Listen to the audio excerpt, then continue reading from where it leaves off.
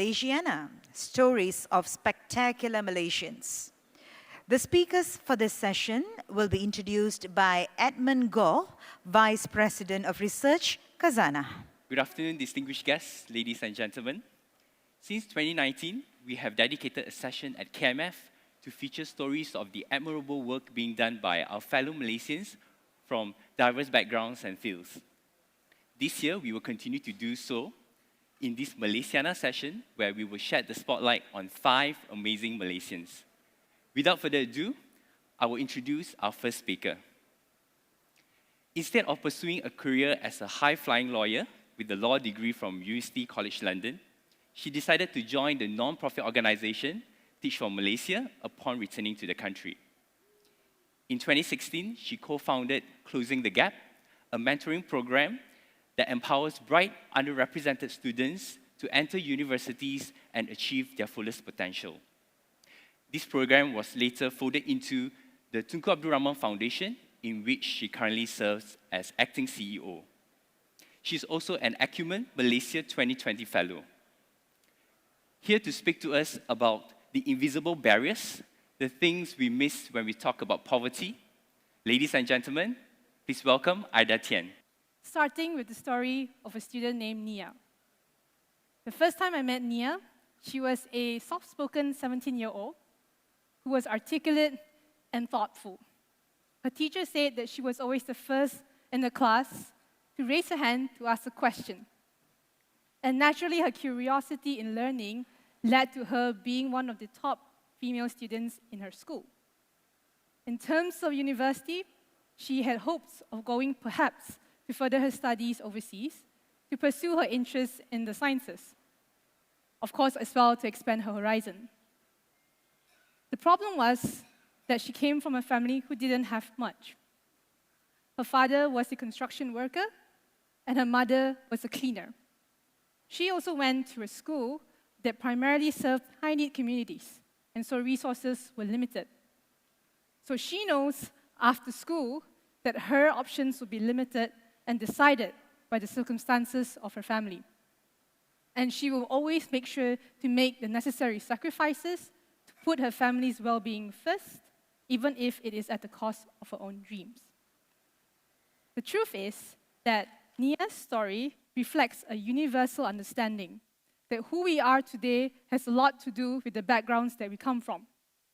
In fact, background is such a powerful determinant that it determines, and according to many studies, how well we eat, whether or not we go to a good school, whether or not we do well in school, and how much we earn when we become an adult. If higher education was a race between someone like me and someone like Nia, it would be a very rigged competition. You see, I have a financially stable family who believe in the power of higher education and to believe in nurturing my ambition. I had the winds behind my back, but for someone like Nia, she had invisible barriers slowing her down in the form of poverty or limited resources in her community. So one of the things that we figured out and also wanted to do was how we could support someone like Nia. And she eventually became one of the many students who inspired me and my co-founder to start Closing the Gap.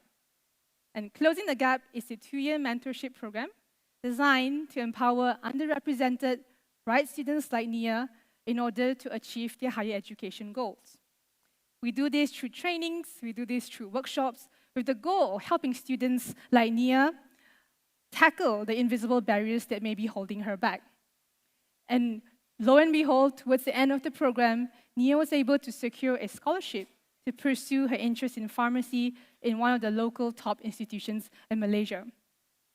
She knew that this was the best decision that she could make for herself and her family, as her family needed her nearby. Her dream of going overseas could wait. And we were very proud of her ability to make this decision, because for us, it wasn't necessarily about the decision that she made, but more that she was given the opportunity of having choices and the empowerment to make the decision on her own terms and not on the terms of fate. But enabling someone like Nia, we soon realized, requires more than just giving them the knowledge and the skills. sometimes it matters less what you know, but who you know that will lead you to more opportunities. Enter Alice. Alice was also another student that we knew through our program who came from a similar background as Nia, who also was from a community where higher education was not a commonly held goal. One of the things that she did was to make sure that she did well in school so that she knew that this was her one shot out of poverty. And so we supported her to apply for as many scholarships as she could because we felt that she stood a strong chance. And it was really outside of her comfort zone, but she gave it a shot nonetheless.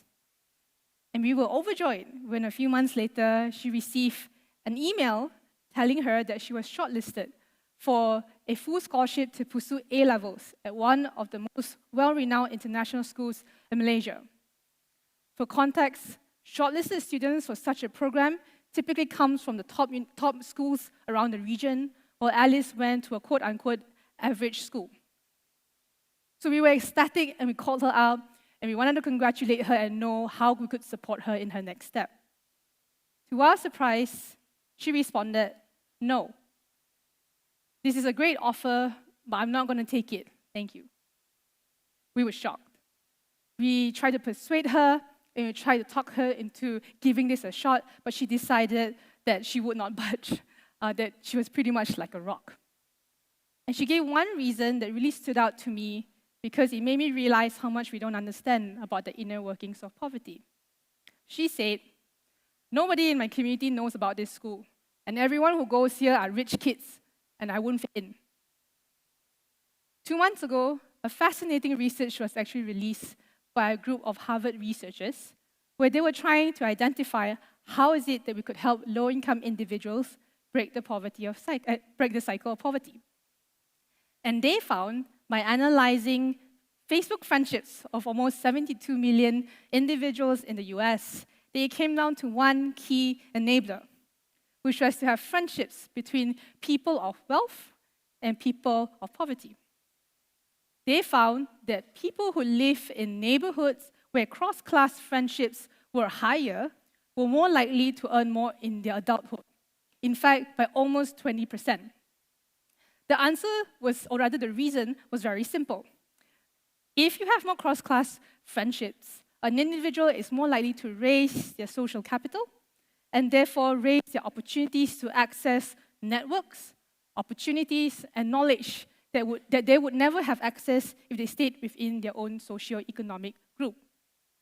So when Alice said that her community didn't know about the school, she was referring to her inability to fit in with a community who sees the world differently from her, whose mother tongue was English, who may have seen more countries in the world than she has ever seen Malaysian towns. And conversations at home has been probably more about how I can enter higher education, not can I enter higher education. Faced with the prospect of potentially being isolated from such a community, Alice knew that she risked being devoid of the sense of belonging that is necessary for us to thrive in any new environment, but also to risk losing out on the social capital that could propel her further. It made us wonder how different could it be if Alice lived in a society that was less divided by class.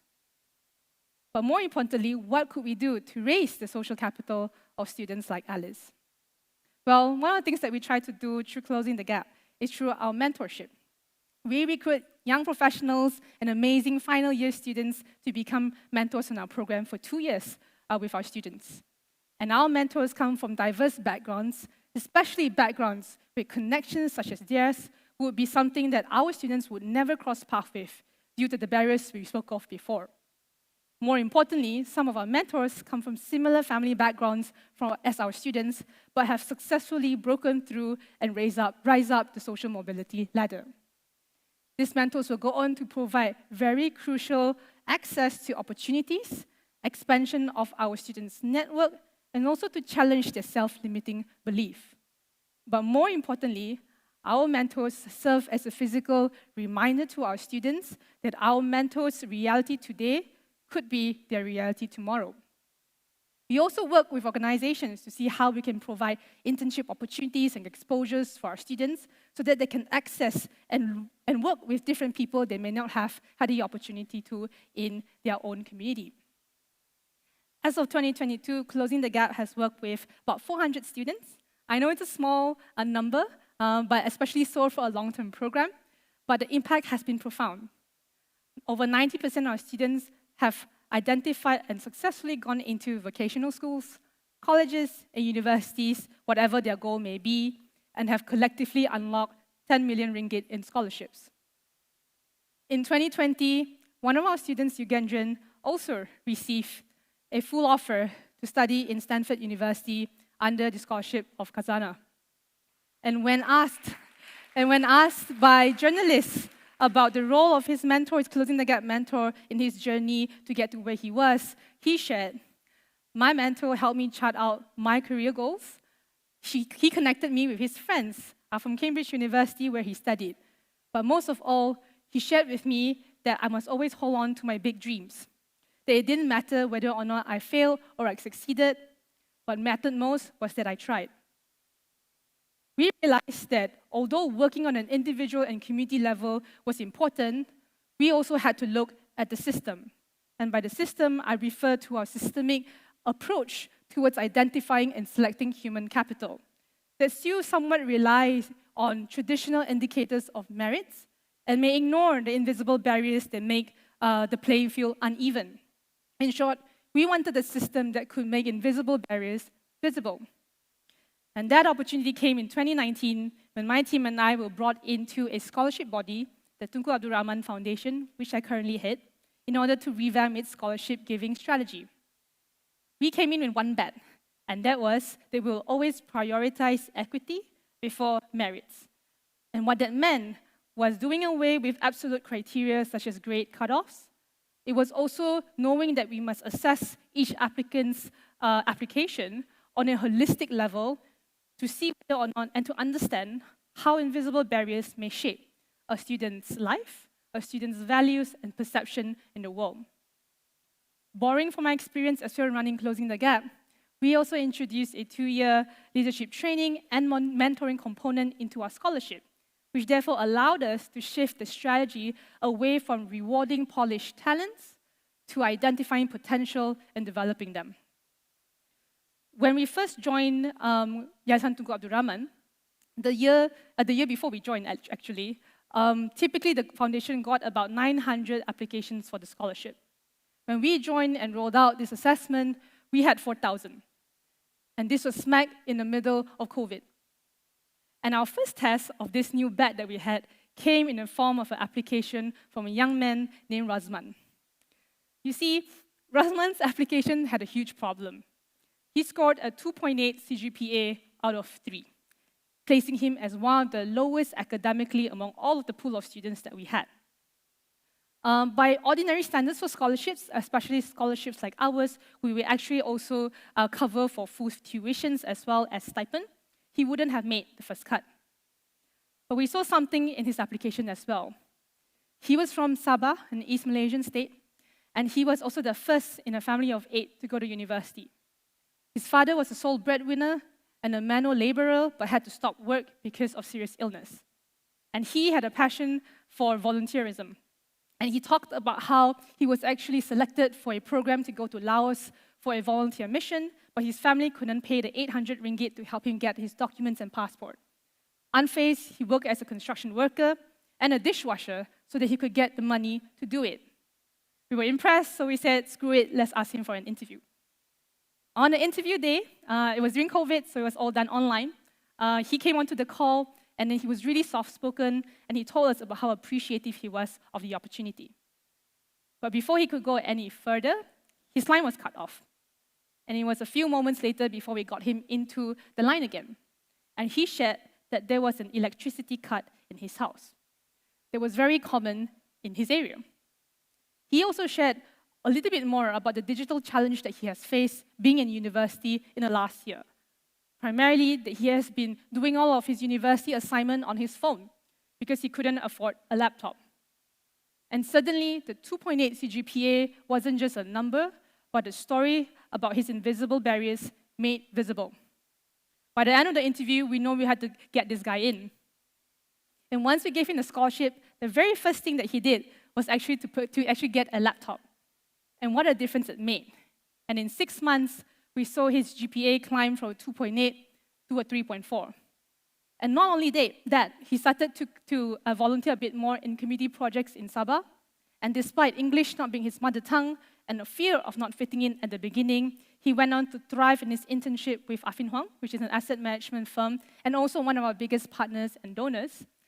And right now, he's actually in America, pursuing an exchange program in the US, something that he would have not heard about 2 years ago, much less applied to.